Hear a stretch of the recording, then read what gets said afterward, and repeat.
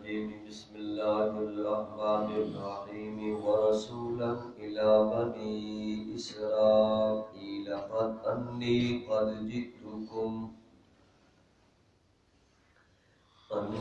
قد جئتكم بآية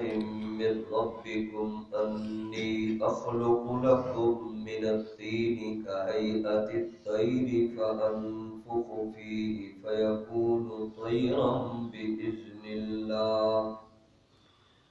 وأبرئ الأكمه والأبرص وأحيي الموتى بإذن الله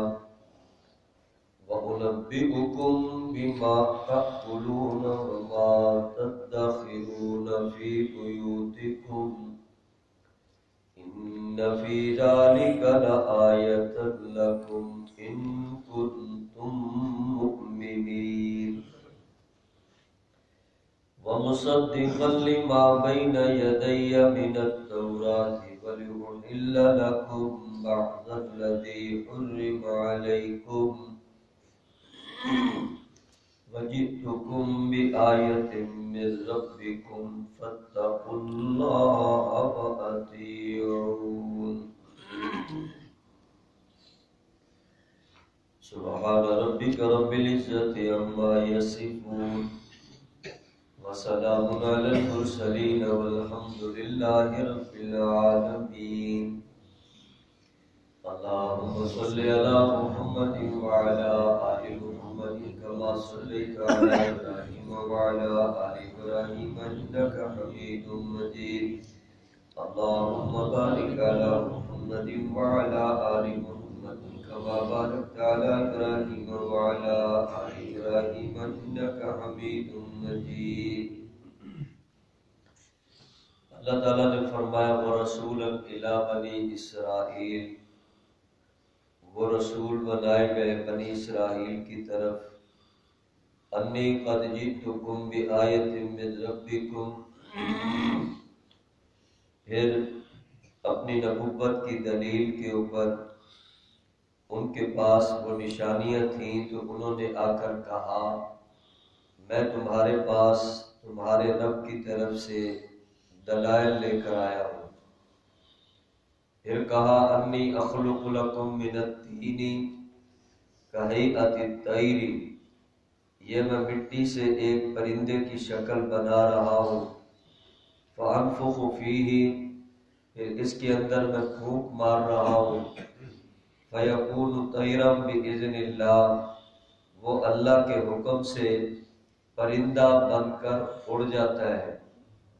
وَأُبْرِئُ الْأَكْمَحَ وَالْأَبْرَصَ، پھر فرمایا میں مادر ذات اندھے کو نابینے کو ہاتھ لگاتا ہوں اور اس کی نظر آ جاتی ہے،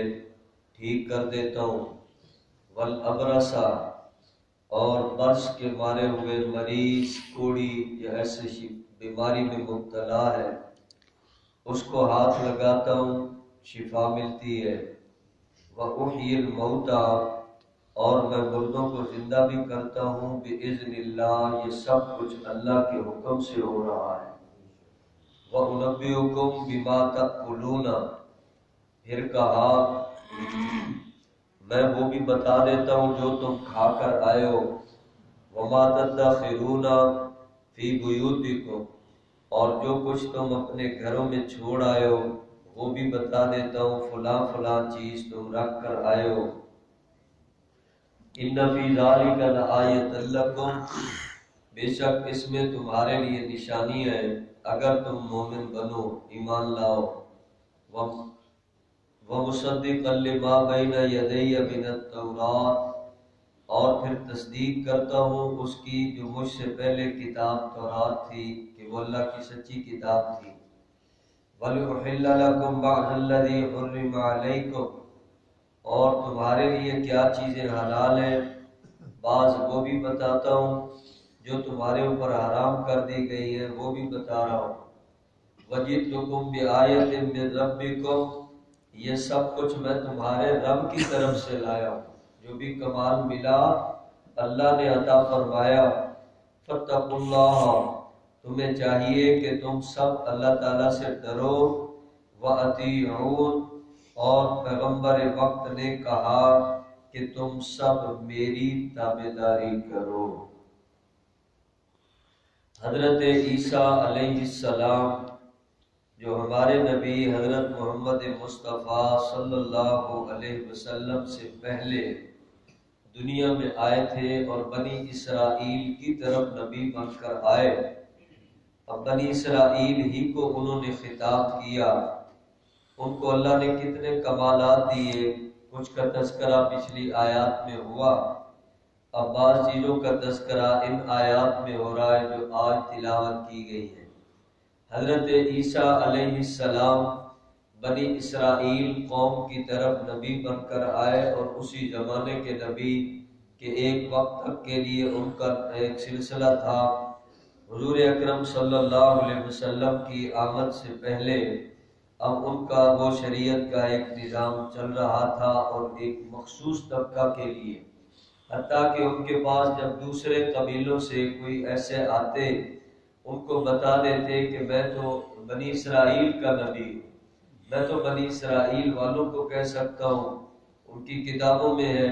کہ ایک خاتون آئیں، وہ کچھ فیض حاصل کرنا چاہتی تھی، بات تعلیم ایسی، پوچھا کس خاندان سے، قبیلے سے، انہوں نے کہا میں کنان سے ہوں۔ انہوں نے کہا پھر کنان کی طرف تو میں نبی بن کر نہیں آیا، میں تو بنی اسرائیل کا نبی بن کر آیا ہوں۔ بنی اسرائیل کے نبی تھے، انہیں کو سمجھایا اور اسی زمانے میں چلتے رہے، اور بشارت دی کہ آخر میں حضرت احمد نبی آئیں گے۔ حضور اکرم صلی اللہ علیہ وسلم کے بارے میں انہوں نے بتا دیا۔ چنانچہ اللہ رب العزت نے حضرت عیسیٰ علیہ السلام کے کمالات کا بیان کیا ہے، جو ترجمے سے واضح ہو گیا کہ مٹی سے پرندہ بناتے تھے، گارے کا وہ ایک پرندے کی شکل کا کوئی بنا لیتے کہ یہ شکل بن گئی ہے، دیکھ رہے ہو، اب پھونک مارتے تو پھر کر کے وہ فوراً اڑ جاتا تھا۔ اللہ تبارک و تعالیٰ نے یہ ان کو ایک کمال دیا تھا، ورنہ تو یہ مورتیاں بنانا، شکلیں بنانا، تصویریں بنانا بالکل جائز نہیں ہے۔ شریعت محمدی میں سخت ممانعت ہے کہ ایسی کوئی تصویریں بندہ بنائے اور ان کے اوپر ایسا سلسلہ کر نہیں سکتا۔ حضرت عیسیٰ علیہ السلام کا کمال تھا تو وہ ساتھ ہی کہہ دیتے بِإِذْنِ اللَّهِ، یہ سب کچھ میں اللہ کے حکم سے کر رہا ہوں، میرا ایسا نہیں نظام۔ لوگ براہ راست پھر انہیں کو سمجھنے لگ جاتے،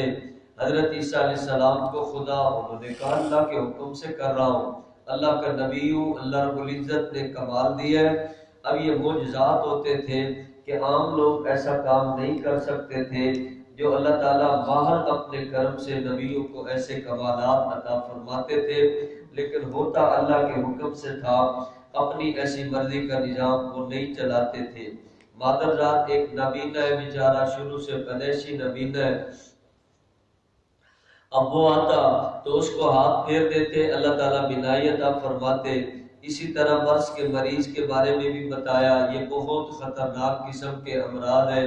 صحیح اس کا علاج تو کسی زمانے کے حکماء، اطباء یا ڈاکٹر یا ان کے پاس مکمل ایسا دستیاب نہیں ہو سکا۔ ایسی ایسی امراض حضرت عیسیٰ علیہ السلام کے زمانے میں عام طبیبوں کا بڑا شور تھا، بڑا عروج تھا، یہ بھی حکیم، وہ بھی اس سے بڑا، وہ اس سے بڑا۔ اللہ تعالیٰ نے حضرت عیسیٰ علیہ السلام کو یہ کمال ویسے ہی ہاتھ میں ہی عطا فرما دیا۔ اللہ تبارک و تعالیٰ نے ان کے اندر ایسا کمال پیدا کیا کہ حضرت عیسیٰ علیہ السلام اس کوڑی والے مریض کے اوپر ہاتھ پھیر دیتے، وہ پورا ٹھیک ہو جاتا۔ کبھی ایسے بھی ہوتا، مردوں کو زندہ کرنا ہے، جا کر کھڑے ہوتے، فلاں ایسا تھا، اب اس کو تو کہتے کن بِإِذْنِ اللَّهِ، قبر والے اللہ کے حکم سے کھڑا ہو جا، تو وہ کھڑا ہو جاتا، زندہ ہو جاتا۔ بات ہوتی اور ایسی کوئی باتیں، تعلیمات یا کوئی ایسا، وہ اپنا گفتگو بھی کرتا۔ اللہ تبارک و تعالیٰ نے یہ ان کو کمال دیا تھا، اور یہ چیزیں بیان کرنے کے بعد بھی فرمایا بِإِذْنِ اللَّهِ، یہ اللہ کے حکم سے ہو رہا تھا، اللہ تعالیٰ کے حکم سے ایسے ہو رہا تھا۔ کمال اللہ رب العزت نے دیا، نبی کو دیا، عیسیٰ علیہ السلام کو دیا۔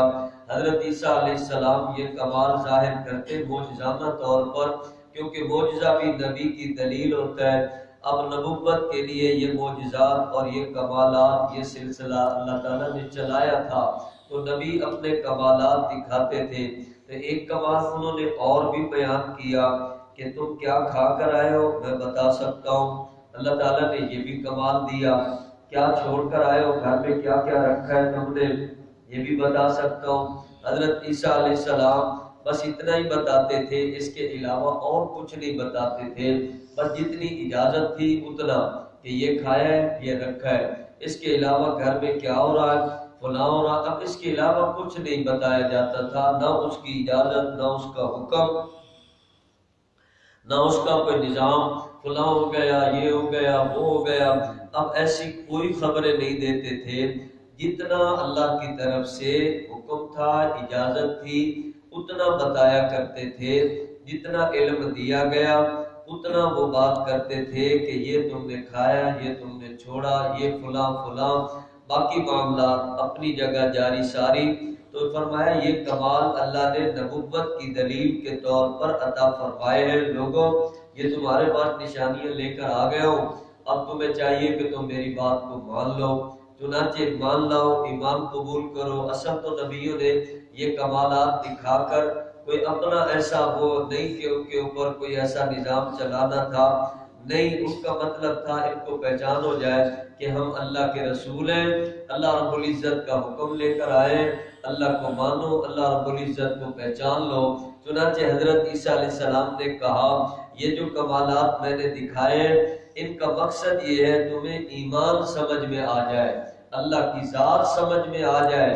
رب کی معرفت نصیب ہو جائے تمہیں۔ تم ایمان لانا چاہتے ہو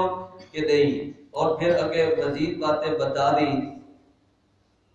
کہ میں تورات لے کر آیا، انجیل لے کر آیا، لیکن تورات کی تصدیق کرنے کے لیے بنا، میں انجیل والا تورات کی تصدیق کرتا ہوں کہ موسیٰ علیہ السلام کو اللہ نے جو کتاب دی تھی وہ سچی کتاب تھی، اسی سلسلے کی کتاب اللہ نے مجھے عطا فرمائی۔ حضرت موسیٰ علیہ السلام کو نبی بنایا، اسی سلسلہ میں اللہ نے مجھے نبی بنایا۔ حضرت عیسیٰ علیہ السلام نے آگے پھر وہ بھی بتایا کہ میں شریعت کا نظام لایا ہوں، حلال حرام وہی ہے جو میں بتاؤں گا، جو نبیوں نے بتایا وہی ہے، نبیوں نے اپنی مرضی سے نہیں بتایا، اللہ تعالیٰ کے حکم سے بتایا، فلاں چیز حلال ہے، فلاں حرام ہے، اس وقت میں تم نے یہ کھانا ہے، وہ نہیں کھانا، اونٹ کھانا ہے یا فلاں کھانا ہے، یہ ساری چیزیں بتا دیا کرتے تھے۔ تو حلال و حرام بھی بندہ اپنی مرضی سے کوئی نہ طے کرے، بلکہ اللہ کے نبی کی تعلیمات کو دیکھے۔ پھر حضرت عیسیٰ علیہ السلام نے کہا وَجِئْتُكُمْ بِآیَةٍ مِّن رَبِّكُمْ، میں تمہارے پاس تمہارے رب کی طرف سے، رب سب کا رب ہے، تمہارا بھی رب ہے، ہمارا بھی رب ہے، میں اسی کی طرف سے یہ سب کچھ لے کر آیا ہوں، یہ کمالات دیے اور یہ علم لایا، لہذا تمہیں چاہیے فَاتَّقُوا اللَّهَ، اللہ تعالیٰ سے ڈرو۔ اللہ کی پہچان ہی کروانی تھی، اللہ رب العزت کی معرفت اللہ کو نہیں لوگ جانتے تھے۔ وَأَطِيعُونِ، اور پیغمبر وقت نے یہ کہا میری تابعداری کرو۔ اب نبیوں کے لیے تابعداری اس قوم کی ضروری تھی جس قوم کی طرف وہ نبی بن کر آئے۔ اب ہمارے نبی آخر میں آئے، سارے جہان کے لیے آئے، ہمیشہ کے لیے آئے، لہذا اعلان یہ فرمایا لوگوں تم اللہ تعالیٰ کی محبت اگر چاہتے ہو تو میری تابعداری کرو، اللہ تمہارے ساتھ محبت فرمائے گا۔ اب حضور اکرم صلی اللہ علیہ وسلم کی تابعداری اور آپ کی اتباع ضروری ہے۔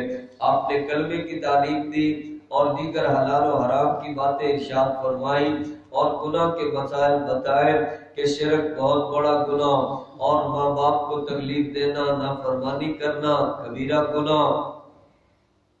ہمسائے کو ستانا کبیرہ گناہ، اور اس طرح کے کتنے مسائل حضور صلی اللہ علیہ وسلم نے ساری زندگی کا ایک نظام شریعت ارشاد فرما دیا۔ اب امت محمدیہ پر ضروری ہے، عرب بھی عجم بھی اور مشرق مغرب والے بھی، کالے گورے بھی، امیر غریب، سارے جتنے بھی ہیں اب نبی اکرم صلی اللہ علیہ وسلم کے تابعدار بنیں گے تو اللہ تعالیٰ کی معرفت، محبت اور اللہ کی رضا نصیب ہو جائے گی، اور یہی زندگی کا مقصد ہے۔ بندہ آیا ہے مقصد لے کر، کامیابی لے کر جائے، عظمت لے کر جائے، عزت لے کر جائے، اور عزت وہاں پھر ظاہر ہو جائے گی کہ اللہ تعالیٰ کیسی کیسی عظمت عطا فرما رہے۔ وہ ساری چیزیں کہاں